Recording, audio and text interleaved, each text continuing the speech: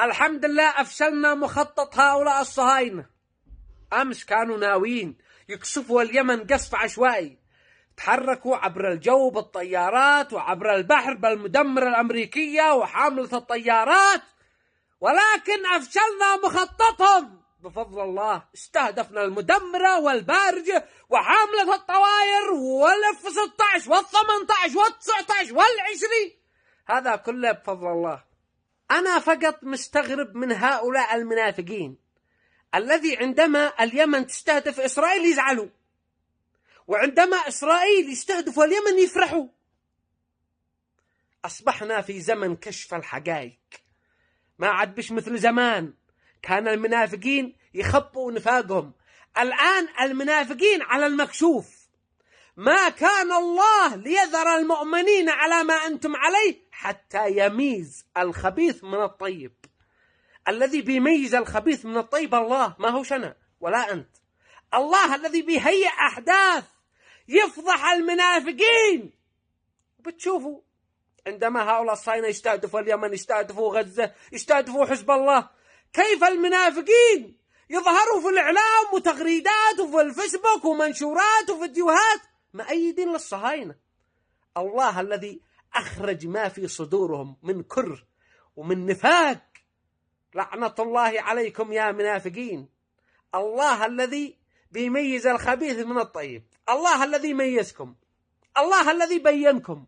الله ما هو أنا ولا أي واحد فضحكم، بيفضحكم الله. وفي آية ثانية قال الله ليميز الله الخبيث من الطيب. من الذي بيميز؟ الله. ركزوا، ليميز الله هو الذي بيميز الخبيث من الطيب.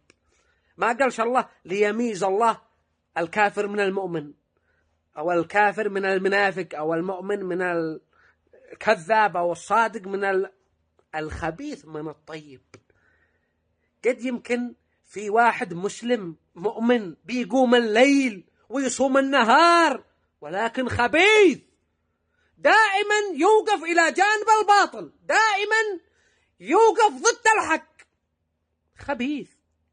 وقد يمكن في واحد مقصر، قد يمكن في واحد كافر، ولكن واقف إلى جانب المظلومين ضد الظالمين. قد يمكن هذا الكافر فيه رحمة وإنسانية أكثر منك يا من بتدعي إنك مسلم، وأنت دائما إلى جانب إسرائيل مؤيد القصف الصهيوني على اليمن. قد يمكن في كافر واقف مع غزة ومتضامن مع غزة، ومنشوف في ناس كفار بيخرجوا مسيرة مظاهرة واعتصامات من أجل غزة، وبينزلوا الجيش حق هذه الدولة يضربوا المعتصمين ويأسرهم ويحبسهم وهم صابرين وثابتين مع غزة. وهذا الذي بيقول إنه مسلم في بعضهم والله ما خرج حتى يوم مسيرة أو مظاهرة مع غزة. فالله بيميز الخبيث من الطيب.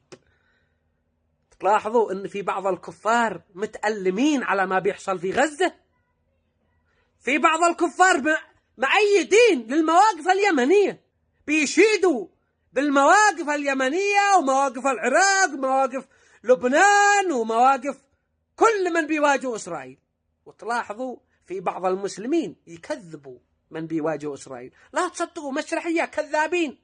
رجعوا بعض الكفار يشيدوا بمن بيواجه إسرائيل، وهؤلاء الذي بيدعوا أنهم مسلمين مؤمنين بعضهم بيكذبوا الحقائق الذي منشوفها رأي العين، حتى يميز الله الخبيث من الطيب.